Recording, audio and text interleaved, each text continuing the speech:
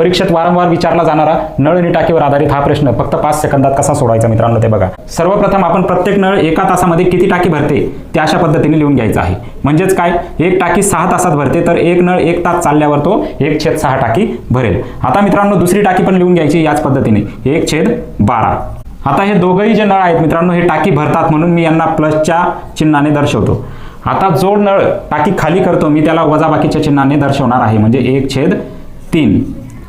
आता मित्रांनो सरळ सरळ यांची बेरीज करून घ्यायची आहे. बेरीज करत असताना एक गोष्ट तुम्ही लक्षात ठेवायची आहे मित्रांनो की यांचा छेद समान करणं जर शक्य असेल तर तुम्ही छेद समान करून घ्यायचा आहे. या ठिकाणी मी छेद समान करून घेतो. सर्व संख्यांना मी 12 करायचा प्रयत्न करतो म्हणून सरळ सरळ या 6ला 12 करण्यासाठी मला 2 ने गुणावं लागेल म्हणून मी वरती सुद्धा 2 ने गुणून घेणार आहे. या 3ला 12 बनवण्यासाठी मी 4 ने गुणतो, वरती सुद्धा 4 नेच गुणावं लागेल.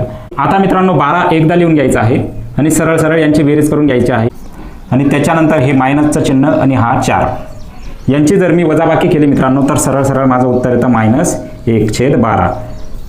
कोणतंही उत्तर जर मायनसमध्ये येत असेल मित्रांनो तर समजून घ्यायचं टाकी खाली होत आहे. आणि टाकी खाली होण्यासाठी जी खालची संख्या असते म्हणजे छेदस्थानी जी संख्या असते ती तास दर्शवत असते म्हणजेच ती टाकी खाली होण्यासाठी 12 तास लागलेत. अशा पद्धतीचा एक प्रश्न तुम्हाला स्क्रीनवर दिलेला आहे मित्रांनो, तो तुम्ही सोडवायचा आहे. ट्रिक कशी वाटली ते सांगायचं आहे.